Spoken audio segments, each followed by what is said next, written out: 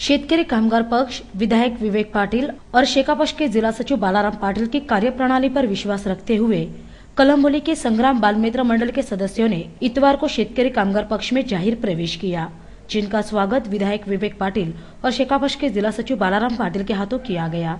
इस अवसर पर जिला परिषद सदस्य प्रिया मुकादम, पंचायत समिति सदस्य गोपाल भगत, बालाराम पाटिल सोशल वेलफेयर के अध्यक्ष प्रकाश मात्रे, बबन मुकादम आदि गणमान्यों सहित कार्यकर्ता बड़ी संख्या में उपस्थित थे। इस अवसर पर उपस्थित कार्यकर्ताओं को संबोधित करते हुए बालाराम पाटिल ने कहा कि जिस विश्वास से शेकापक्ष में कार्यकर्ताओं ने प्रवेश किया है, उस विश्वास को 100% पूरा करेंगे। आज नवरात्रीच्या दुसऱ्या माळ्याला आपण शेतकरी कामगार पक्षामध्ये प्रविष्ट होत आहात।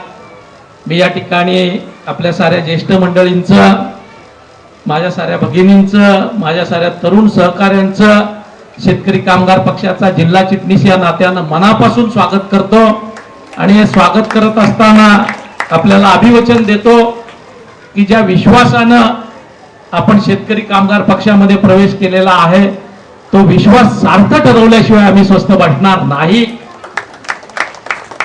आपल्या शेतकरी कामगार पक्ष प्रवेशानं शेतकरी कामगार पक्षाची कळंबोली वसाहतीतील ताकद निश्चितपणानं वाढलेली आहे आणि या वाढलेल्या ताकदीचा उपयोग या कळंबोली वसाहतीचा आणि आपल्या विभागाचा विकास करण्यासाठी निश्चितपणानं करून घेतला जाईल असं अभिवचन या ठिकाणी देतो। गत 6-7 वर्षामध्ये 2005 सालापासून शेतकरी कामगार पक्षानं प्रामुख्यानं कळंबोली शहरामध्ये विकासाची वाटचाल चालू केली।